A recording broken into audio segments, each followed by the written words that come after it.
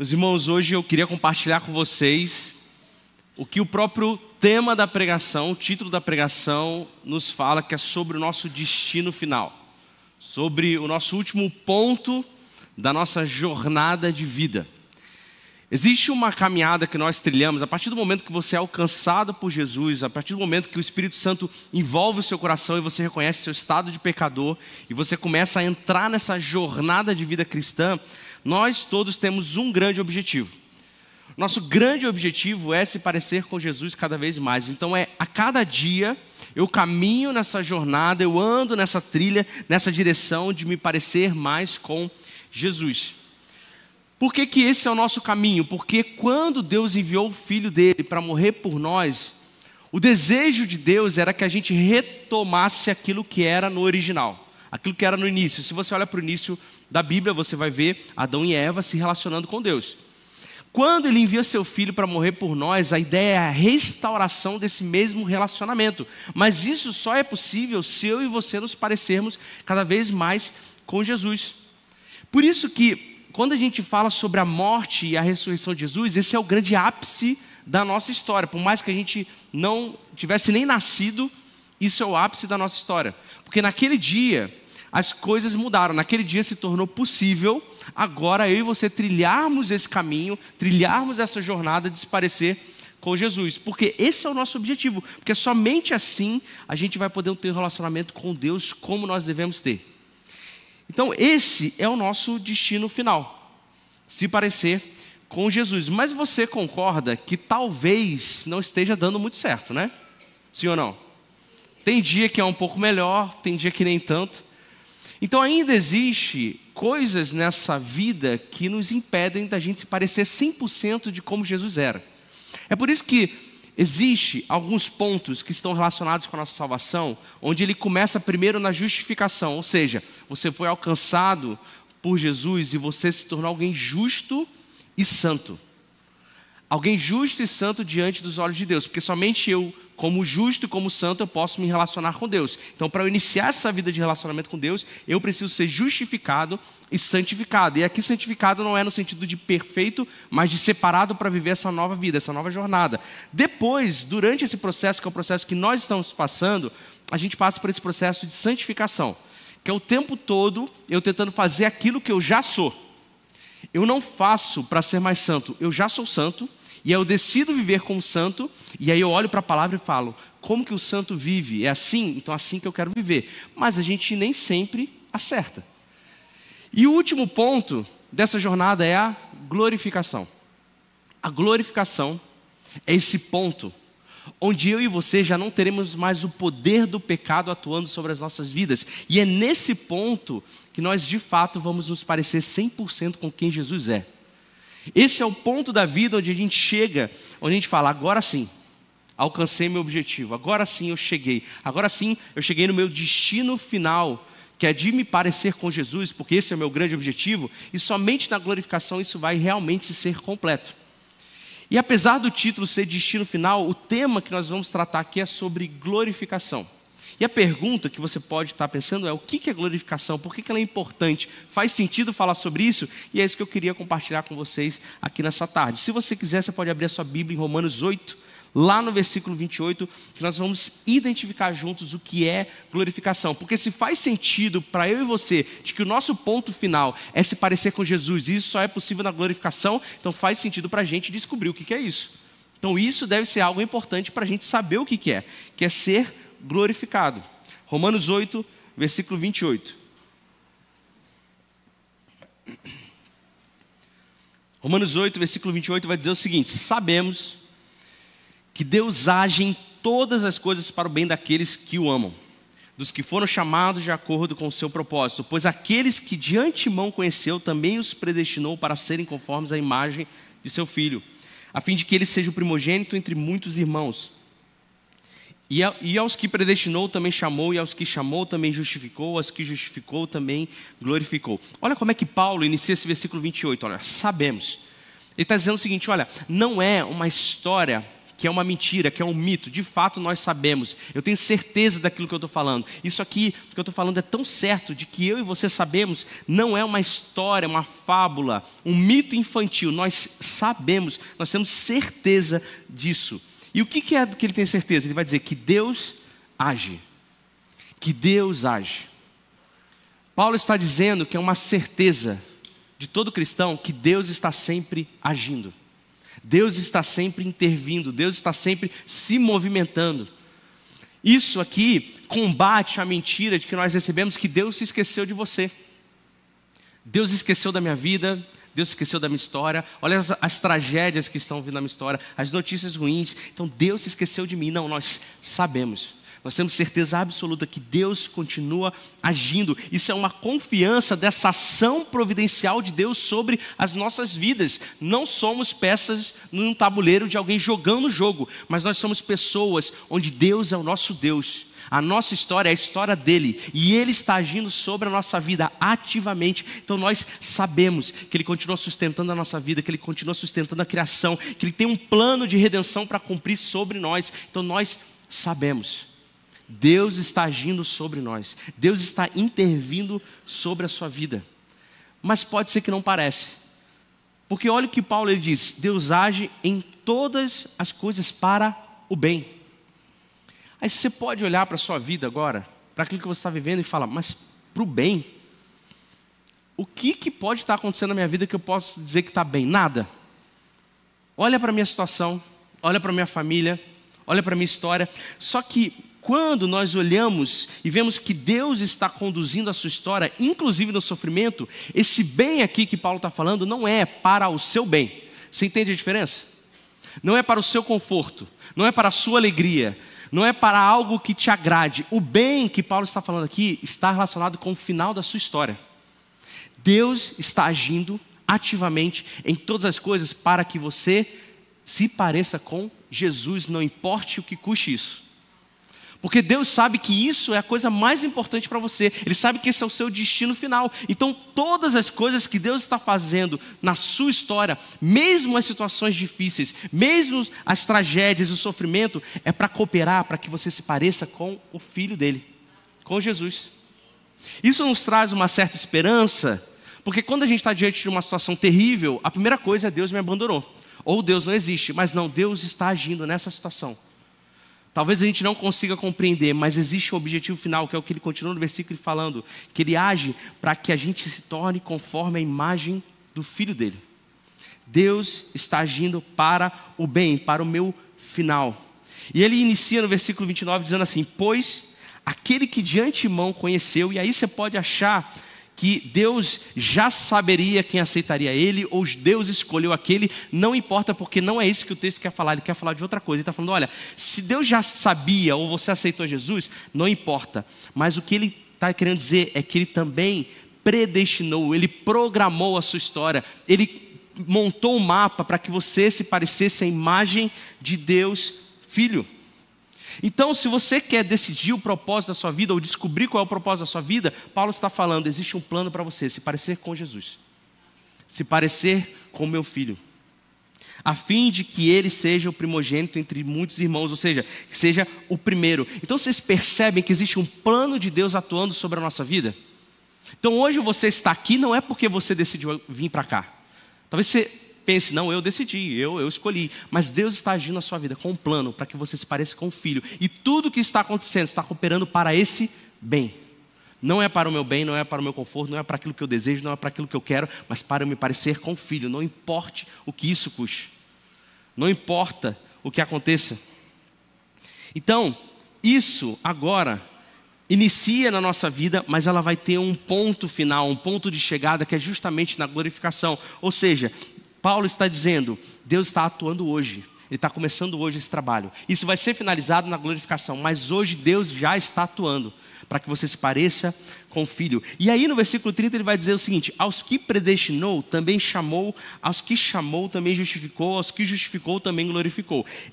Essa parte, esse versículo, os teólogos vão dizer que isso é a corrente de ouro. São elos que são predestinados, chamados, justificados e glorificados, que eles se unem nesse elo que eles chamam de corrente de ouro da salvação, onde cada elo, cada momento, cada etapa é algo que é atuado por Deus na nossa vida, Deus atuando na nossa vida. E a primeira coisa que Paulo vai dizer é que Ele nos chamou. Deus nos chamou. Meus irmãos, não foi você que deu o primeiro passo, Deus vem em direção a você. Deus alcançou o seu coração. E esse chamado aqui, ele é muito mais profundo. Não é só que Deus chegou e falou assim: ô, fulano, vem cá. Não. Deus interviu na sua história. Deus foi com o seu Espírito Santo sobre o seu coração, trouxe arrependimento para a sua vida, trouxe essa sensação de necessidade que você precisa ser salvo. Então esse chamado é um chamado eficaz. Deus foi até você pela sua graça e alcançou o seu coração. E aí o próximo passo que Ele faz é te justificar, é te colocar numa posição de justo. Mas você é pecador? Mas diante de Deus, por causa do sangue de Cristo, eu e você somos justos e santos. Eu e você somos justos e santos diante de Deus, algo que a gente nunca poderia alcançar. O sangue dele alcançou e derramado sobre nós, eu e você podemos ter um relacionamento com o Pai, porque eu me tornei alguém justo e santo, apesar do meu pecado, apesar de continuar pecando. Então existe essa caminhada. E por último, ele vai dizer assim: e glorificou. Ou seja, quem ele chamou, ele justificou, e quem justificou, ele também glorificou. E aqui, apesar de ser algo futuro, percebe que Paulo está usando glorificou no passado? Ele está dizendo que aquilo que vai acontecer com você no futuro, de se parecer com Jesus, já começou agora. Então, em parte, você já pode caminhar por essa terra se parecendo com Jesus. Por quê? Porque o Espírito Santo está atuando sobre a sua vida. E isso aqui é interessante porque, mesmo dizendo no passado, apesar de ser algo que vai acontecer no futuro, é tão certo o que vai acontecer que você já pode dizer que já está consumado. É tão certo de que eu e você seremos glorificados que nós já podemos dizer isso no passado. Você entende? É tão certo que vai acontecer que eu já posso dizer como se fosse real hoje. Então, eu e você podemos acordar e agradecer ao nosso Deus porque nós fomos chamados. Por ter sido chamados por Ele, eu e você nos colocamos numa posição de justo. E por nos colocar nessa posição de justificados, nós seremos glorificados. Assim como Jesus é, eu e você já temos o nosso destino final, gente. Ninguém precisa contar para você o que vai acontecer no final dessa história. Eu e você já sabemos. Nós seremos glorificados. Esse é o final da nossa história. Esse é o final da nossa jornada. Você não sabe para onde você vai, a Bíblia nos fala: você será glorificado assim como Jesus é, e terá uma vida eterna ao lado dele, assim como ele é.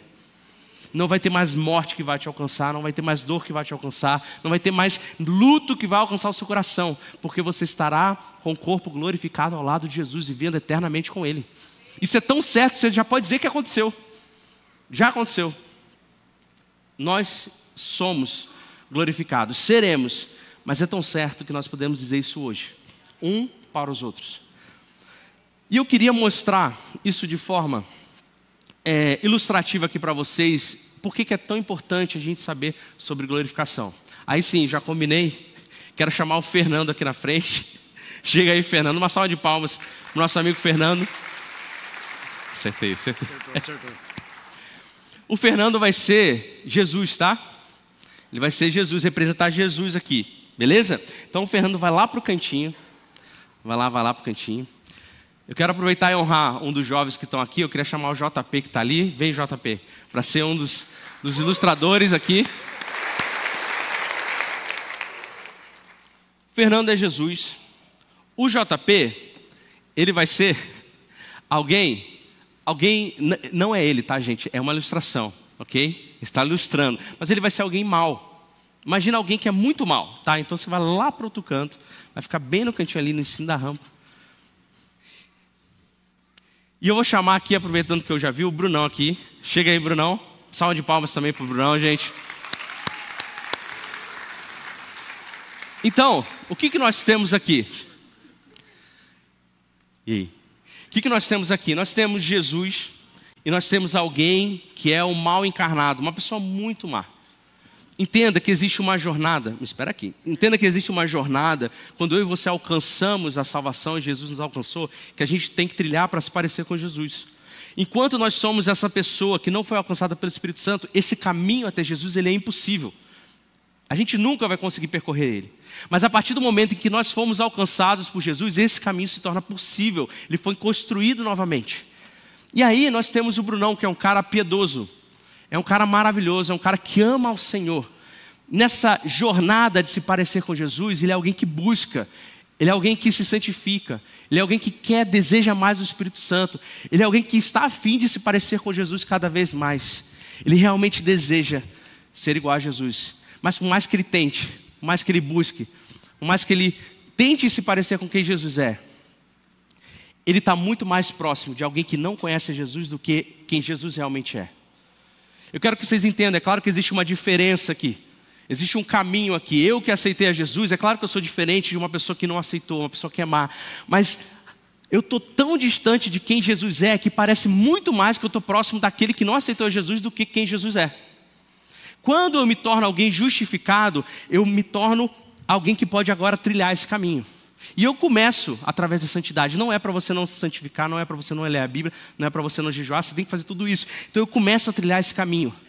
Só que vocês concordam que Jesus, quem ele é, está tão distante, que se torna quase infinito essa distância, e eu me torno muito mais próximo daquele que não conheceu Jesus. Quando nós falamos de glorificação, quando nós falamos de nos tornar como Jesus é no fim do nosso tempo, no nosso destino final, nós estamos falando que esse caminho finalmente ele vai acabar. Esse caminho finalmente vai ser finalizado. E aí sim, nós vamos ser exatamente como Jesus é. Obrigado, gente. Vocês podem sentar. Muito obrigado. Salva de palmas mais uma vez para os nossos ajudantes aqui. Então, quando nós falamos sobre glorificação, é disso que nós estamos falando, de que finalmente esse caminho que a gente tanto deseja percorrer, finalmente ele vai acabar, finalmente ele vai chegar no final. Não é que hoje nós não estamos correndo nesse caminho, nós estamos, mas Jesus está tão distante da gente se parecer como ele é, que eu estou muito mais próximo daqueles que nem conhecem a ele, daqueles que são maus. Ainda existe sim uma distância muito grande, vocês entendem, de quem ainda não conhece a Jesus. Nós somos completamente diferentes deles, mas a distância para Jesus é tão grande, que parece quase que infinita. E eu quero mostrar para vocês o que vai acontecer nesse dia. O que vai acontecer nesse dia quando eu e você seremos glorificados, quando finalmente a gente chegar no final dessa jornada. E para isso você pode abrir lá 1 Coríntios, no capítulo 15. 1 Coríntios, carta de 1 Coríntios, capítulo 15, versículo 42.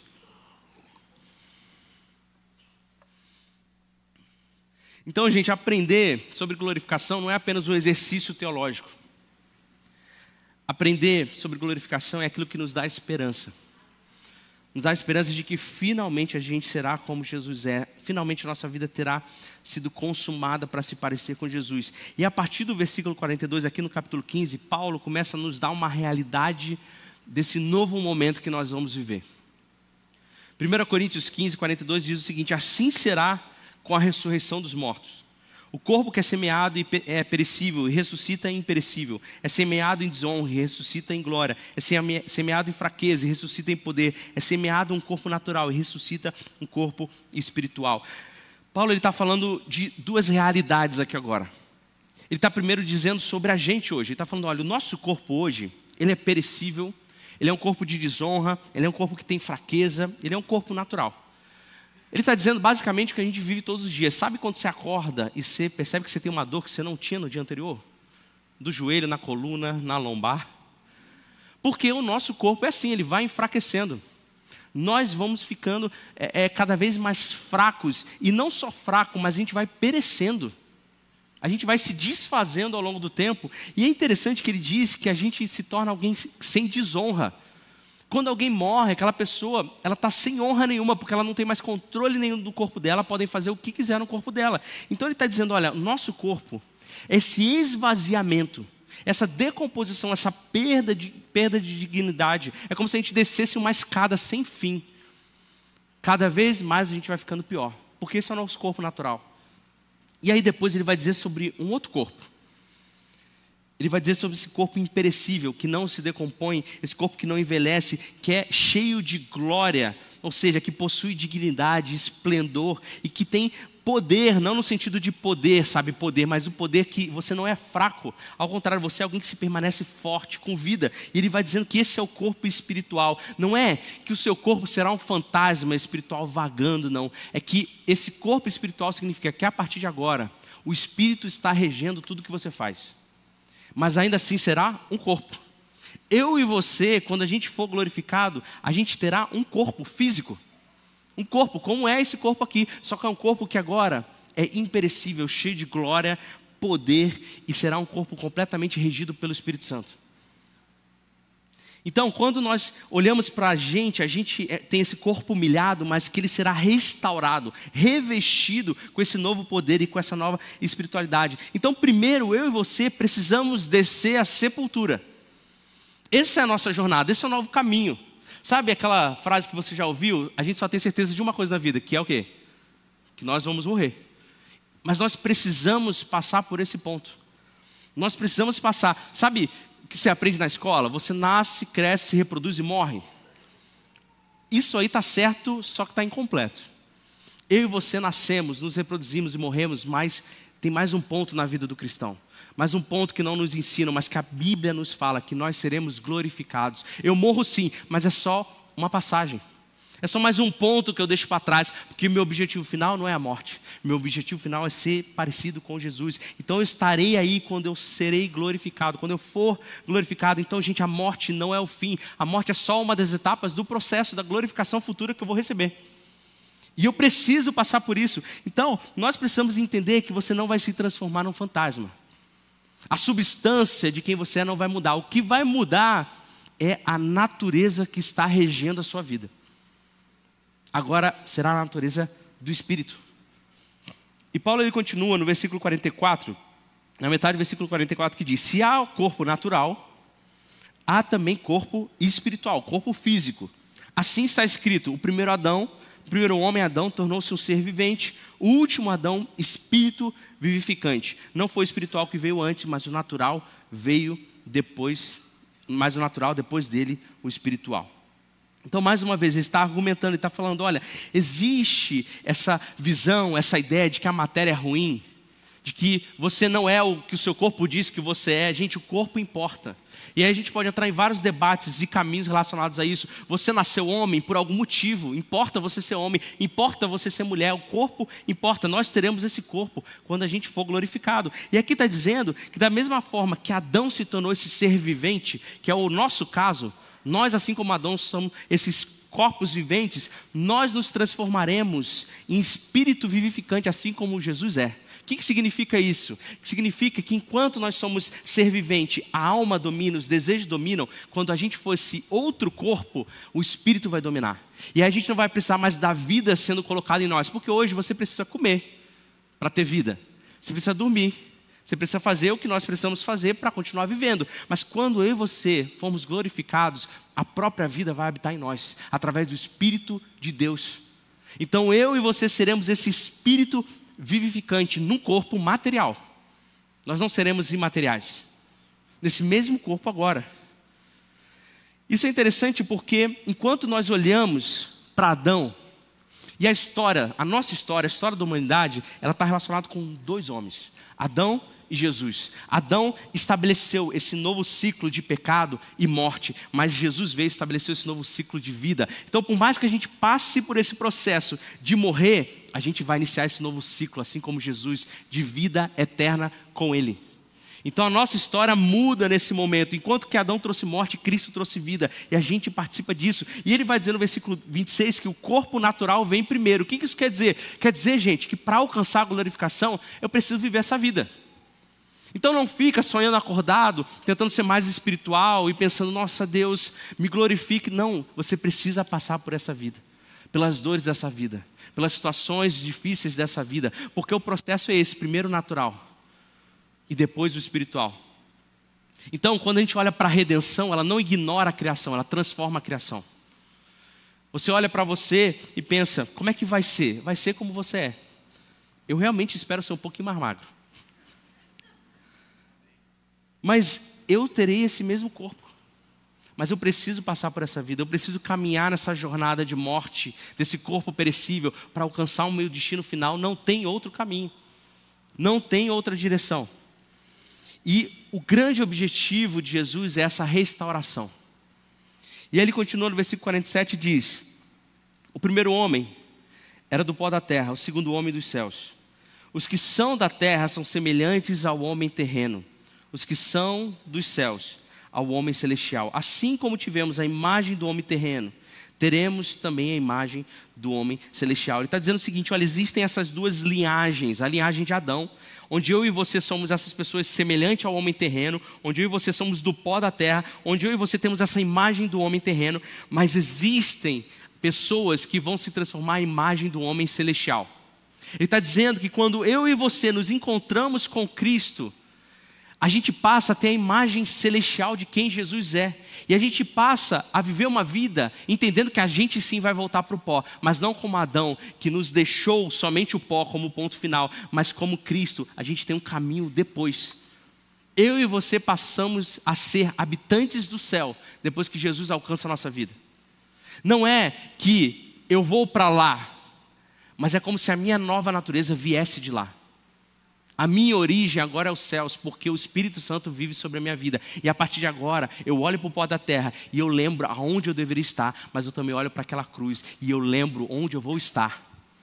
Eu serei glorificado, eu estarei com Ele. A minha origem agora é o céu, e eu não me pareço mais com o homem dessa terra, mas com aquele homem celestial, que veio sim para essa terra, através de uma virgem, viveu essa terra, as dores dessa terra, e hoje foi glorificado. Esse é o meu caminho, essa é a minha imagem, esse é o meu destino, essa é a minha jornada.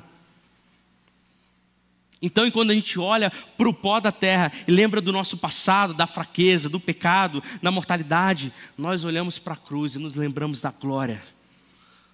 Nos lembramos da incorruptibilidade que a gente vai ter, a vida eterna que a gente vai ter.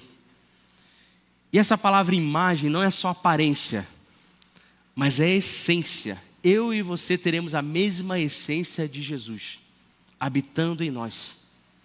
Enquanto que aqui a gente tem a essência de Adão que nos leva para a morte, eu e você teremos a essência de Jesus. E o versículo 50 diz: irmãos, eu lhes declaro que carne e sangue não podem herdar o reino de Deus, nem o que é perecível pode herdar o imperecível. Eis que eu lhes digo um mistério: nem todos dormiremos, mas todos seremos transformados no momento, no abrir e fechar dos olhos, ao som da última trombeta, pois a trombeta soará, os mortos ressuscitarão incorruptíveis, e nós seremos transformados. Pois é necessário que aquilo que é corruptível se revista de incorruptibilidade, e aquilo que é mortal se revista de imortalidade. Aí Paulo agora está voltando a essa ideia dos corpos terrenos, que estão sujeitos a essa corrupção. E aí ele está dizendo o seguinte: olha, aquilo que nós vamos herdar, aquilo que nós vamos ser glorificados, não tem como esse corpo aqui dar conta. Não tem. Então duas coisas precisam acontecer. Ou a gente precisa morrer para alcançar nosso destino final, ou Jesus precisa voltar. Só existe dois caminhos para a gente alcançar essa glorificação: morte ou Jesus voltando. A gente ora para Jesus voltar, porque ninguém quer passar pela morte. Mas se tiver que passar pela morte, a gente vai olhar para aquilo e vai falar: beleza, mais uma etapa cumprida, agora eu vou realmente para o meu destino final. Agora realmente eu vou para aquilo que eu fui criado e alcançado para estar e ser. É claro que a morte é um dia difícil, é um dia triste, é óbvio. Mas para nós, ela é um dia difícil e triste, mas ela é um dia que nos lembra de mais uma etapa que foi cumprida. E aquela pessoa, se ela foi alcançada por Jesus, ela está no destino final dela, e nós chegaremos lá também. Nós estaremos lá também, seja Jesus voltando ou a gente morrendo. Então, o que nós vemos aqui é que esse mistério revelado de Paulo é o seguinte: meu irmão, só existe dois caminhos. Enquanto Jesus não volta, a gente vive as dores dessa vida, e se por acaso a gente morrer, a gente vai chegar lá. E se Jesus no meio do caminho voltar, aí é bônus. Aí é maravilhoso, porque a gente também vai chegar lá. E quando ele fala sobre essa trombeta soada, não é de fato uma trombeta que será soada e todo mundo vai ouvir, não. Ele está dizendo aqui uma ilustração. Assim como o general soa a trombeta para que o exército se una, ele está dizendo: nesse dia, quando Jesus voltar, uma trombeta soará, ou seja, Jesus, ele trará, ele reunirá todos aqueles que foram salvos nessa terra, porque em num piscar de olhos eles serão glorificados, seja aquele que está vivo, seja aquele que morreu. Então Jesus vai reunir todos aqueles salvos da terra, mortos e vivos, e num piscar de olhos eles vão chegar no destino final deles. Eles serão transformados à glória do Filho. E nós precisamos passar por isso. É preciso que a gente passe por esse corpo corruptível, para que depois a gente seja revestido dessa incorruptibilidade. Então a vida que nós vivemos hoje, ela não é uma vida em vão, no vazio, sem propósito nenhum. Deus está trabalhando em tudo para o bem, para que a gente se pareça com o Filho. Passando por essa vida, para a gente chegar de fato no nosso destino final. E agora eu quero que você leia comigo esse versículo 54. Olha o que Paulo vai dizer. Quando, porém, o que é corruptível se revestir de incorruptibilidade, ou seja, quando eu e você alcançarmos esse destino, e o que é mortal de imortalidade, então se cumprirá a palavra que está escrito: a morte foi destruída pela vitória. Onde está a morte, a sua vitória? Onde está a morte, o seu aguilhão? O aguilhão da morte é o pecado, e a força do pecado é a lei. Ele está dizendo o seguinte, está falando, olha, algumas versões aqui, né, que ele fala a morte foi destruída pela vitória. Algumas versões dizem que a morte ela foi engolida pela vitória, ela foi tragada, ela foi afogada pela vitória de Cristo na cruz. Sabe o que ele está falando? Ele está falando que quando nós sabemos o que vai acontecer com a gente olha para a morte e ri dela, porque ela não tem mais poder sobre nós. A gente olha para a morte e fala, morte, cadê? Cadê o seu poder? Você não ia vir contra mim, nesse corpo corruptível, mas olha só, o meu Jesus morreu por mim, venceu você, e eu compartilho dessa vitória na cruz. Então eu olho para a morte e falo, você não tem mais poder sobre mim.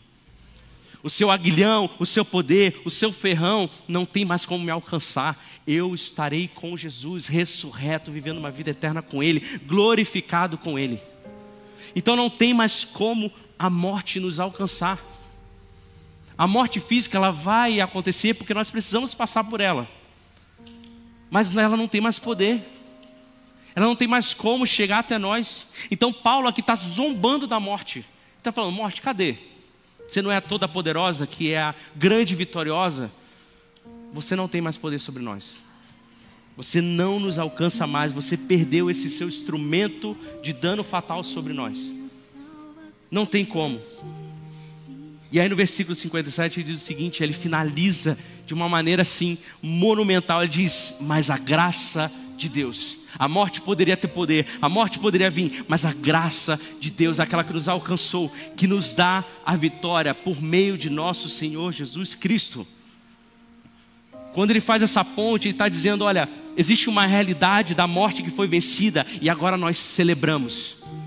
A morte foi vencida e agora nós celebramos. Por quê? Porque a graça de Deus, por meio de quem? Nosso Senhor Jesus Cristo. Não é à toa que ele usa Jesus e Cristo, é à toa. Ele fala Jesus, esse ser humano que viveu aqui na terra, essa pessoa que era sem pecado, mas também Cristo ungido, Messias. Ele como ser humano com esse corpo corruptível e agora ele como ser glorificado. Esse Jesus Cristo que passou por essa terra, que viveu as dores dessa terra, que hoje é glorificado. Por causa dele, a graça de Deus alcançou e a morte não tem mais vitória. A morte não tem mais poder. A morte não tem como chegar até nós. E aí ele finaliza no versículo 58 dizendo, portanto, meus amados irmãos, mantenham-se firmes. Continuem, prossigam, permaneçam. Diante das tribulações, diante das adversidades, diante das dificuldades, mantenham-se firmes. Ele continua, e que nada os abale. Está difícil a família, está difícil o BGM, está difícil vir à igreja, está difícil o trabalho. Continue, permaneça, continue orando, continue proclamando, porque a morte não tem mais vitória. A morte não tem mais poder, porque a graça do Senhor nos alcançou. Sejam sempre dedicados à obra do Senhor, pois vocês sabem que no Senhor o trabalho de vocês não será inútil. Nosso trabalho não será inútil. Por quê? Porque nós já fomos glorificados. É tão certo que já aconteceu. Fique de pé no seu lugar. Essa é a esperança que renova o nosso coração. É isso que nos mantém perseverantes. É saber que existe um destino final e ele já está pronto para nós. É saber que a morte não tem mais vitória e foi pela graça do nosso Senhor Jesus Cristo, o sangue dele na cruz derramado sobre nós. E agora nós proclamamos porque nós queremos que ele venha. Jesus vem. Porque o Senhor vindo nessa terra, eu morto ou vivo, eu estarei no meu destino final, glorificado com o Senhor, sem poder do pecado sobre a minha vida, reinando com o Senhor, sem dor, sem luto, sem tragédia para contar. Feche os olhos no seu lugar, comece a cantar essa música, uma declaração do retorno do nosso Rei glorificado, para que a gente seja como Ele.